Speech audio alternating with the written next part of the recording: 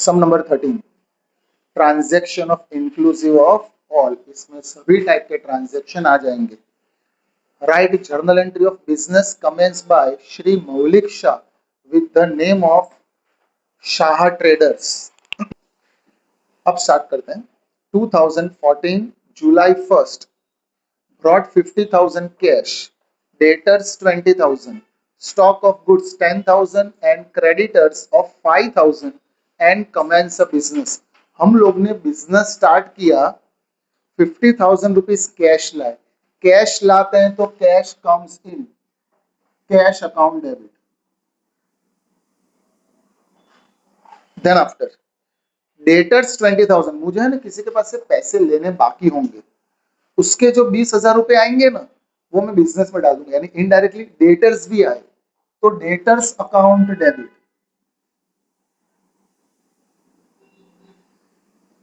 Then after stock of goods, अगर owner goods business में लाता है तो उसको स्टॉक ऑफ गुड्स लिखा जाता है, तो यहां पे लिखने का stock of goods account debit.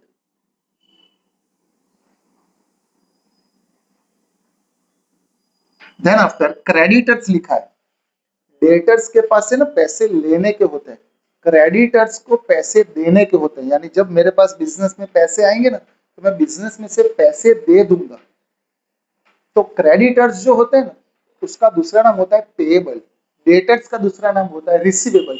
Receivable को डेबिट किया जाता है इसलिए डेटर्स को डेबिट किया, पेएबल्स को क्रेडिट किया जाता है इसलिए क्रेडिटर को हम लोग क्रेडिट करेंगे to creditors account.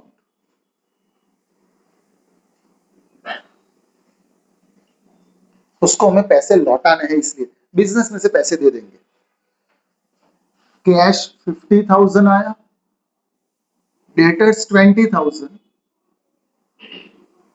Stock of goods 10,000, ये तीनों दिन को प्लस करेंगे तो 80, मेरे पास 80,000 का गुड्स डेटर्स कैश मिला के है, उसके सामने मुझे 5,000 पे करने, यानी सही में मेरा कैपिटल 80,000 का नहीं आया, उसमें से 5,000 तो मैं लौटा दूंगा, तो इसमें से इसको माइनस करेंगे जो डिफरेंस आएगा ना वो जाएगा कैपिटल में। यानी अब मैं ऐसा कहूंगा कि मेरा कैपिटल जो है वो 75,000 रुपीज का आया। ये पहला पॉइंट। डेटर्स को डेबिट किया जाता है, क्रेडिटर्स को क्रेडिट किया जाता है, उन दोनों का डिफरेंस वो जाता है कैपिटल में, यानी डेबिट में टोटल, डेबिट का टोटल, क्रेडिट में एक ही चीज दी है, इसमें से इसको माइनस कर दो 75,000 यहाँ पे। अगर ये दिया ही नहीं होता तो ये पूरी वैल्यू कैपिटल में चली जाती, लेकिन क्रेडिट में अगर कोई अमाउंट दिया तो डेबिट में से वो क्रेडिट माइनस करके फिर लिखने का।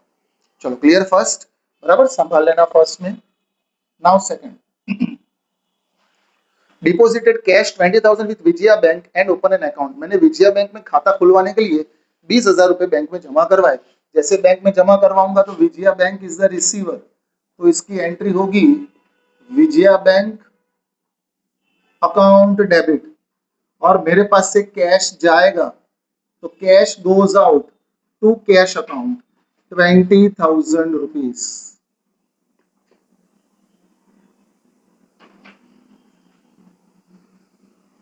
Second, then after third, goods of rupees 20,000 purchased from Sumul at 10% trade discount and 10% cash discount, paid half amount by check। इसमें कैलकुलेशन आएगा, वो कैलकुलेशन पहले बता देते हैं। मेरी परचेस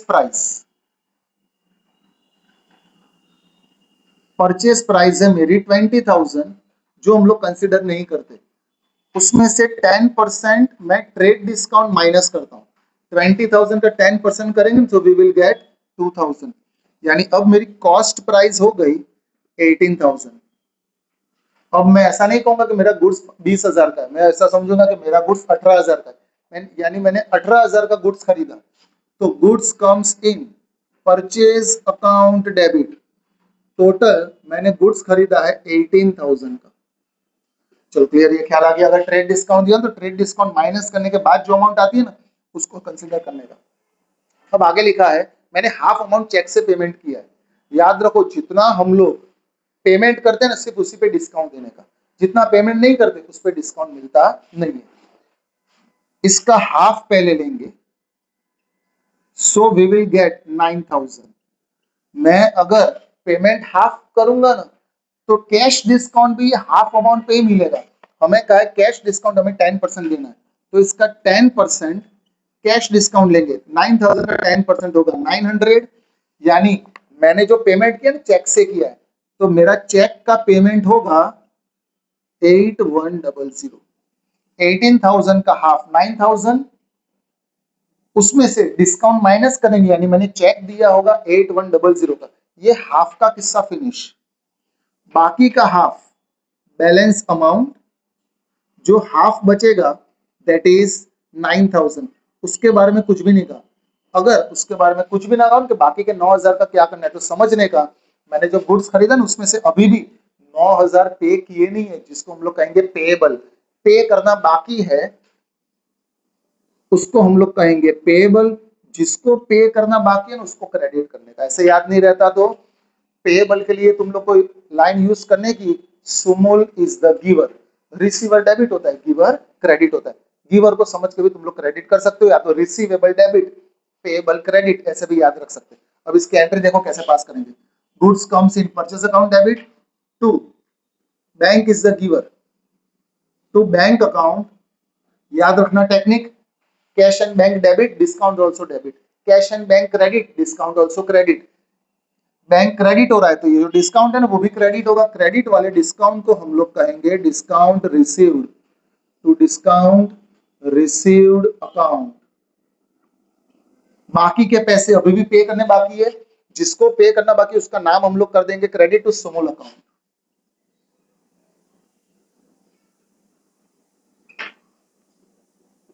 हमने चेक का पेमेंट किया है 8100 का, डिस्काउंट 900, और अभी भी 9,000 हमारे पे करने बाकी है। Then after 4, a furniture of 15,000 purchase on credit from Puneet furniture mart. हमने एसेट्स खरीदा है 15,000 का, नाम दिया, इसका मतलब हमने उधार से खरीदा है। A carriage of 100 is paid in cash. 15,000 का फर्नीचर मैंने उधार से खरीदा, लेकिन जो कैरेज का जो एक्सपेंस है ना वो मैंने कैश में पेमेंट किया है। याद रखो जब जब हम कोई भी एसेट्स खरीदते हैं, एसेट्स खरीदते वक्त अगर कोई एक्सपेंस होता है तो वो एसेट्स में प्लस हो जाता है। यानी अब मैं ऐसा नहीं कहूंगा कि मेरा फर्नीचर 15,000 का है, 15,000 प्लस 100, मेरा फर्नीचर हुआ 15,100 का, तो एसेट्स आया। फर्नीचर आता है तो फर्नीचर अकाउंट डेबिट। अब जो फर्नीचर की जो कॉस्ट प्राइस है ना उसके लिए Puneet furniture mart is the giver, क्योंकि उधार से खरीदा है, तो उसके लिए यहाँ पे लिखेंगे to Puneet furniture mart account.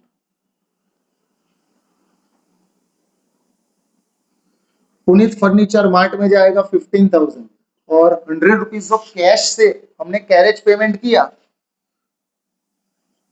उसके लिए कैश अकाउंट क्रेडिट होगा, बिकॉज कैश गोज आउट। जो एक्सपेंस हुआ है ना उसके लिए ये, कॉस्ट प्राइस के लिए ये, एक्स्ट्रा एक्सपेंस के लिए ये, cash goes out, cash goes out होगा 100 रुपीज, यानी टोटल मेरा फर्नीचर हो जाएगा 15,100। 15,000 का फर्नीचर, 100 रुपया खर्चा, यानी टोटल मेरा फर्नीचर हो गया 15,100 रुपए का। उसमें से 15,000 जिसके पास से खरीदा है उसके पास से, और 100 रुपए जो एक्सपेंस किया उसका। चलो क्लियर एकदम, संभाल लेना एसेट्स आता है तो। अगर हम लोग गुड्स खरीदते तो जिसके पास से खरीदा है गुड्स उसकी अलग एंट्री, एक्सपेंस की भी अलग एंट्री आती है। गुड्स में परचेज और सेल्स में एक्सपेंस साथ में लिया जाता नहीं है, वो अलग से शो किया जाता है, एसेट्स में साथ में रखने का। लेकिन सर अगर हम लोग आज फर्नीचर खरीदते हैं 2 महीने के बाद खर्चा करवाते तो एंट्री अलग, खरीदा उसकी एंट्री अलग और एक्सपेंस हुआ उसकी एंट्री अलग, तो एक्सपेंस का एक्सपेंस ही कहलाएगा, वो कॉस्ट प्राइस में प्लस होगा नहीं। Now fifth, a defective goods of ₹3,000 return to Sumul. मैंने जो 18,000 रुपए का गुड्स खरीदा था सुमुल के पास से, उसमें से 3,000 रुपए का गुड्स डिफेक्टिव निकला, हमने रिटर्न कर दिया। जब गुड्स खरीदते हैं ना तो गुड्स आता है, खरीदा हुआ गुड्स हम लोग रिटर्न करते हैं तो गुड्स गया, and Sumul is the receiver. तो इसके लिए एंट्री लिखेंगे सुमुल अकाउंट डेबिट, और goods goes out of purchase. याद रखो परचेज डेबिट होता है क्योंकि गुड्स आता है, लेकिन परचेज रिटर्न क्रेडिट होता है क्योंकि गुड्स गया, तो purchase return account.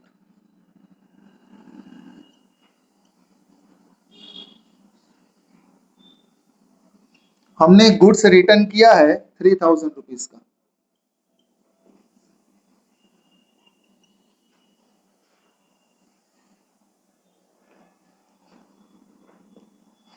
Six point, goods of rupees 12,000 sold to Rajeshree at 10% trade discount, 10% cash discount, paid half amount by check। ये परचेज वाला पॉइंट था ना, अब ये पूरा आ गया सेल्स वाले में। तो देखो सबसे पहले मैं एंट्री लिख डालता हूं। अगर हम लोग गुड्स बेचेंगे तो goods goes out, sales account credit होगा। इसकी अमाउंट फाइंड करते हैं। देखो मेरी सेलिंग प्राइस है 12,000, इसका 10% ट्रेड डिस्काउंट में माइनस करता हूं।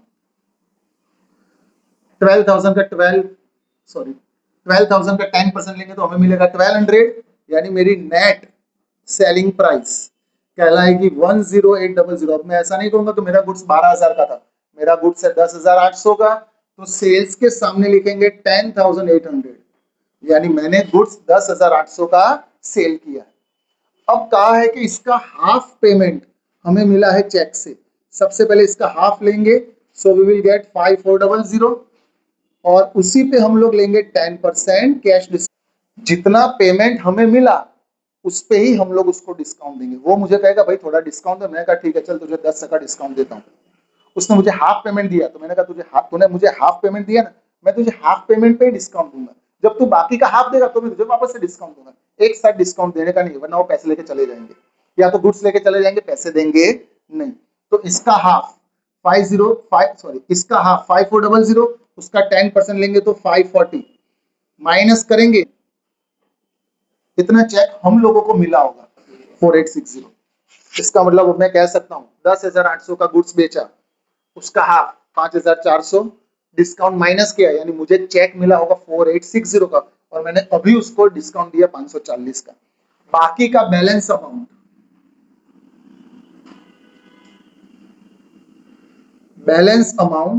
जिसके बारे में कुछ भी नहीं कहा, दैट इज 5400।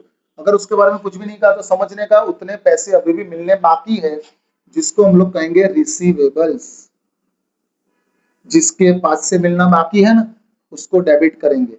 यहाँ पे राजेश्री के पास से मिलना बाकी है तो राजेश्री को डेबिट करेंगे। ऐसा याद ना रहे, ऐसे याद ना रहे तो Rajeshree is the receiver. Receiver समझ के भी याद रख सकते हैं। यानी सबसे पहले चेक मिलेगा, उसके लिए bank is the receiver, bank account debit. अगर बैंक डेबिट होता है तो डिस्काउंट भी डेबिट, डेबिट वाले डिस्काउंट को हम लोग कहेंगे डिस्काउंट अलाउड। तो डिस्काउंट अलाउड अकाउंट डेबिट,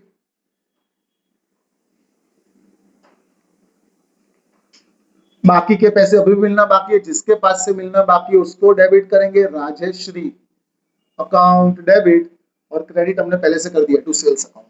अब चेक हमें मिला है 4860 का, डिस्काउंट 540, और अभी भी 5400 मिलना बाकी है। ये हो गया पॉइंट नंबर 6, परचेज वाला पॉइंट, सेल्स वाला पॉइंट। देखो कैलकुलेशन दोनों का सेम ही है, बस एंट्री उल्टी हो गई, रिवर्स हो गई। ये 6 point. Now 8, goods of rupees 15,000 sold to Mahendra on cash. देखो कैश लिख के दे दिया, यानी अब मुझे नाम से कोई लेना देना नहीं है। मैंने बेचा है 10% ट्रेड डिस्काउंट, 10% कैश डिस्काउंट, यानी पूरी अमाउंट पे हम लोग पूरी अमाउंट पे क्या दे सकते हैं, डिस्काउंट दे सकते हैं ना। सबसे पहले एंट्री लिखते हैं। अगर हम लोग कैश से गुड्स बेचेंगे तो cash comes in, cash account debit. अगर कैश डेबिट होता है तो डिस्काउंट भी debit, discount allowed account debit, debit वाले डिस्काउंट को कहेंगे डिस्काउंट अलाउड। और कैश से पेमेंट हुआ है, गुड्स गोज आउट, तो सेल्स अकाउंट क्रेडिट होगा। सबसे पहले 15,000 में से 10% माइनस करेंगे ट्रेड डिस्काउंट, तो वी विल गेट 13500। अब इसका 10% कैश डिस्काउंट 1350, 13500 में से 1350 माइनस करेंगे, हमें मिलेगा 12150। ये 8। Then after 10, withdraw goods of rupees 300, cash 200 for personal use. मैं अपने बिजनेस में से 300 रुपए का गुड्स और 200 रुपए कैश ले गया। अगर हम लोग गुड्स बेचते हैं ना तो सेल्स आता है, लेकिन गुड्स बेचते नहीं है और कोई रीजन से गुड्स बाहर जाता है तो परचेस अकाउंट क्रेडिट होता है। हम लोग पर्सनल यूज के लिए ले गए, यानी ये दोनों हमारे लिए कहलाएगा पर्सनल एक्सपेंस। पर्सनल एक्सपेंस को हम लोग कहते हैं ड्राइंग्स, और एक्सपेंस डेबिट होता है, इसलिए ड्राइंग्स अकाउंट भी डेबिट होगा। Drawings account debit. जो गुड्स गया उसके लिए purchase account credit, because goods gone out other than sales. और कैश गया उसके लिए cash goes out, cash account credit. Goods 300 rupees का, कैश 200 रुपीज का, टोटल 500 रुपीज।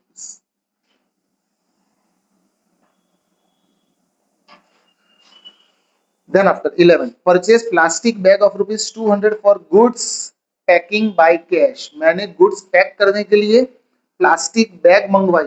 प्लास्टिक बैग और ये सब जो था ना वो हमारे लिए कहलाता है पैकिंग एक्सपेंस। उसके लिए प्लास्टिक बैग अकाउंट ओपन नहीं होता। सो packing expense is our expense, तो पैकिंग एक्सपेंस को डेबिट करेंगे, तो यहाँ पे पैकिंग एक्सपेंस अकाउंट डेबिट होगा। और कैश से हमने खरीदा है तो हमारे पास से कैश गया, कैश गोज आउट, तो कैश को क्रेडिट करेंगे। हमने प्लास्टिक बैग खरीदी है 200 रुपीज की।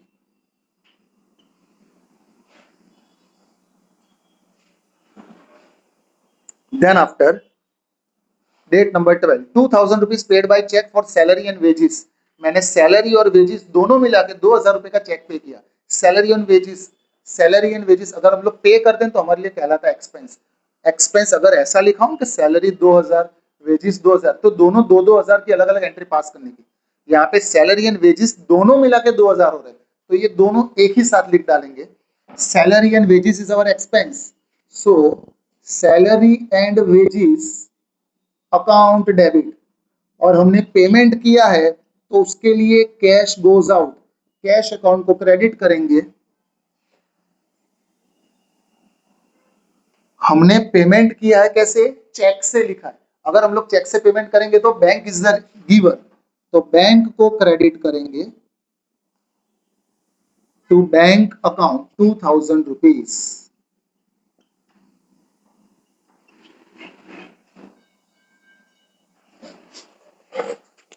Then after 13, bad debts took place rupees 300 which was due from Rajeshri and paid the remaining amount in cash। मुझे टोटल राजेश्री के पास से पैसे लेने थे 5400, उसमें से उसने 300 रुपए नहीं दिए, बाकी के पैसे उसने कैश में दे दिए। तो जितना पैसा मिलता है कैश, बिकॉज कैश कम्स इन, और जितना नहीं मिलता उसको हम लोग कहेंगे bad debts. Bad debts is our loss, loss always debit, तो बैड डेब्ट्स अकाउंट डेबिट करेंगे।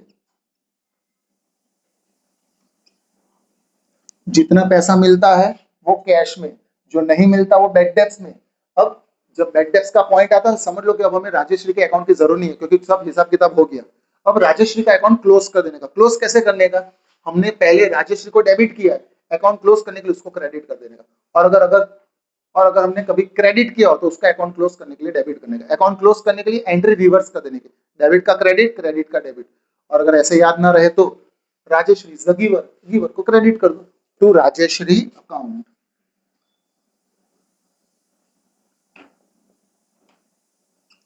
टोटल मुझे उसके पास से लेने थे 5400, उसमें से उसने 300 रुपए नहीं दिए, तो मेरे पास कैश आया 5100। 13, then after 14, due to additional requirement of fund 12% loan of 90,000 obtained from Axis Bank। मुझे पैसे की जरूरत पड़ी तो मैंने 25,000 रुपए की लोन ली। लोन लेंगे तो cash comes in, cash account debit, and Axis bank is the giver, तो यहाँ पे पूरा लिखना पड़ेगा to 12% Axis bank loan account 25,000 rupees.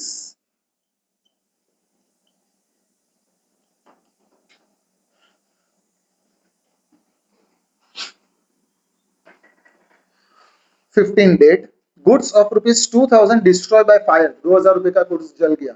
अगर हम लोग गुड्स बेचते हैं तो सेल्स क्रेडिट होता है, लेकिन गुड्स बेचते नहीं है और कोई रीजन से गुड्स बाहर जाता है, जैसे कि गुड्स जल गया, गुड्स गया, तो हमारा परचेज कम हो जाता है, तो परचेज क्रेडिट किया जाता है to purchase account.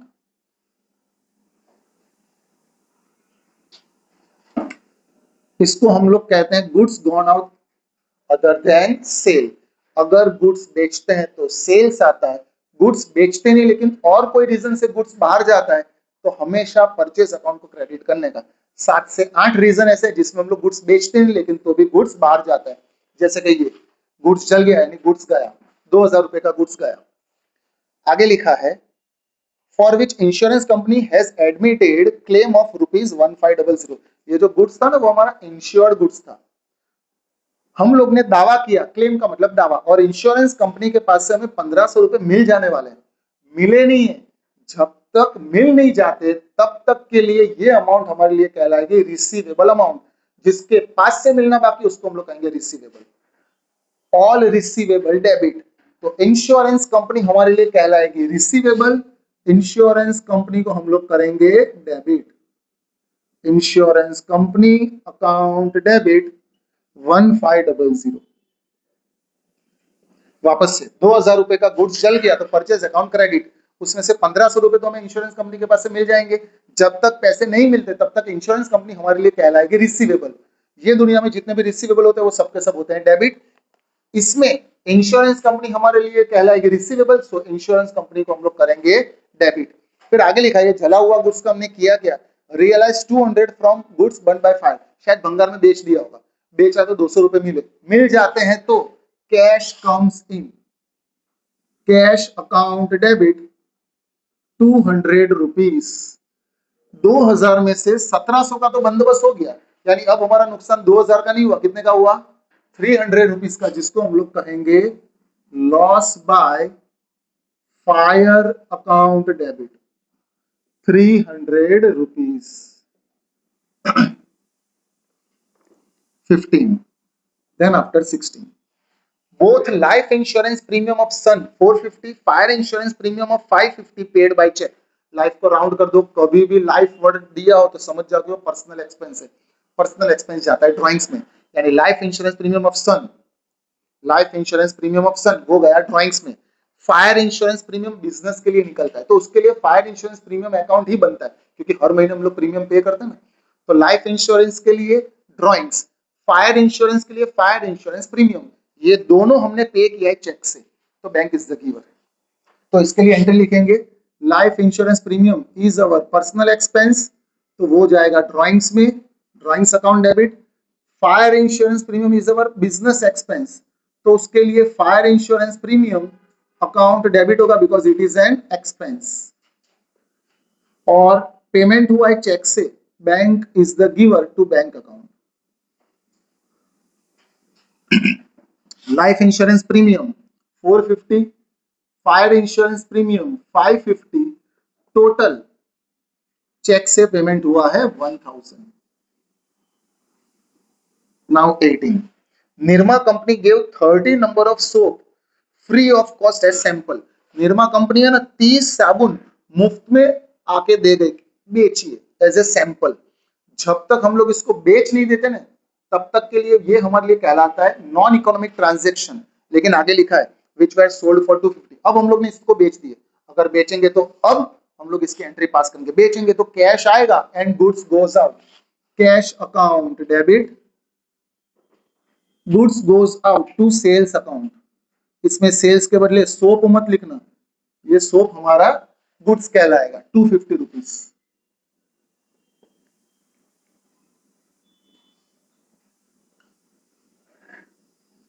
18 now 20 received 100 rupees from Rajeshree as bad debts written off। देखो राजेश्री ने कितने पैसे हमें नहीं दिए थे, 300 रुपए नहीं दिए थे। थोड़े दिन के बाद उसकी आंखें खुल गई, आके हमें 100 रुपए दे गई। अगर वो 100 रुपए दे जाती है तो अब हमें इसके अकाउंट से कोई लेना देना नहीं है। इसको हम लोग कहेंगे bad debts return, bad debts recovered, bad debts received. इसको इनकम ट्रीट करके एंट्री पास करने की। तो जो पैसे मिले उसके लिए कैश कम्स इन, और bad debts return is our income, so bad debts return को हम लोग करेंगे क्रेडिट। 100 रुपीज। अब इसका अकाउंट वापस से ओपन नहीं करेंगे सर, इसका अकाउंट वापस से ओपन करना हो तो वापस से गुड सेल करो, परचेस करो, तब होगा। वो पैसे देती है तो उसके लिए हम लोग अकाउंट ओपन करेंगे नहीं इसका। तो कैश आया तो cash account debit, bad debts वापस आया तो किसने दिया उससे मतलब नहीं है, बैड डेब्ट्स वापस आया तो उसको हम लोग कहेंगे bad debts return, it is an income, तो इनकम को हम लोग करेंगे क्रेडिट। 20 नाउ 25 हमने जो लोन ली थी एक्सिस बैंक के पास से, ये उसके बारे में लिखा है axis bank has charge loan interest of 250, axis bank वालों ने 250 रुपए चार्ज किए, जब वो लोग इंटरेस्ट चार्ज करेंगे तो हमारे लिए कहलाएगा एक्सपेंस, और एक्सपेंस होता है डेबिट, तो उसको हम लोग कहेंगे interest on loan. So interest on loan account debit, और ये जो पैसे कटे हैं बैंक वालों ने हमारे अकाउंट में से काट लिए, we are not the giver, bank is the giver, to Axis bank account.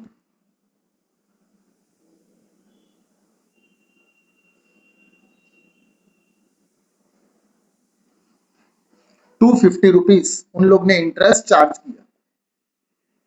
वापस से एक बार, इंटरेस्ट हम लोग पे करेंगे तो इंटरेस्ट हमारे लिए कहलाएगा एक्सपेंस, तो इंटरेस्ट ऑन लोन को डेबिट करेंगे, और बैंक इज द गिवर क्योंकि हमारे अकाउंट में से कटे, तो बैंक इज द गिवर तो बैंक को हम लोग क्रेडिट करेंगे। 25 28 paid 2000 rupees for painting work of personal building, वापस से पर्सनल वर्ड आया, अगर पर्सनल एक्सपेंस हो तो वो जाता है ड्राइंग्स में। 1000 for painting work of shop, और शॉप यानी घर के बिल्डिंग को भी कलर करवाया, शॉप के बिल्डिंग को भी कलर करवाया, जो घर के बिल्डिंग को कलर करवाया ना वो पर्सनल एक्सपेंस ड्राइंग्स में जाएगा, और जो शॉप के लिए हमने कलर करवाया वो हर साल या हर महीने हम लोग कलर नहीं करवाने वाले, 2 3 4 5 साल में एक बार करवाएंगे, तो उसके लिए शॉप बिल्डिंग ऐसा कुछ अकाउंट ओपन नहीं होता, ये सब कुछ चला जाता है दुकान खर्च में, जिसको हम लोग कहते हैं शॉप एक्सपेंस। तो पर्सनल बिल्डिंग के लिए ड्राइंग्स, शॉप बिल्डिंग के लिए shop expense, drawings account debit for personal building, और शॉप बिल्डिंग के लिए शॉप एक्सपेंस अकाउंट डेबिट, ये दोनों एक्सपेंस है इसलिए दोनों डेबिट होंगे। और हम लोग ने कैसे पेमेंट किया है, कुछ भी नहीं कहा, इसका मतलब कैश से पेमेंट हुआ है, so cash goes out to cash account. 2000 rupees personal building, 1000 rupees shop building, total हमारा एक्सपेंस हुआ 3000 rupees. 29 paid internet connection deposit 2000 rupees by cheque, हम लोग ने इंटरनेट कनेक्शन डलवाया होगा तो हम लोग ने डिपॉजिट पे की, कोई भी चीज पे करते हैं समझ जाओ हमारा एक्सपेंस, वो एक्सपेंस को हम लोग कहेंगे इंटरनेट डिपॉजिट अकाउंट, तो एक्सपेंस के लिए लिखेंगे इंटरनेट डिपॉजिट अकाउंट डेबिट क्योंकि ये हमारा एक्सपेंस हुआ, और हम लोग ने पेमेंट किया है बाय चेक तो उसके लिए bank is the giver to bank account. हम लोग ने कनेक्शन 2000 रुपीज का भरा है, हम लोग ने डिपॉजिट 2000 रुपीज भरी। सबसे इंपॉर्टेंट सम, हो जाओ शुरू।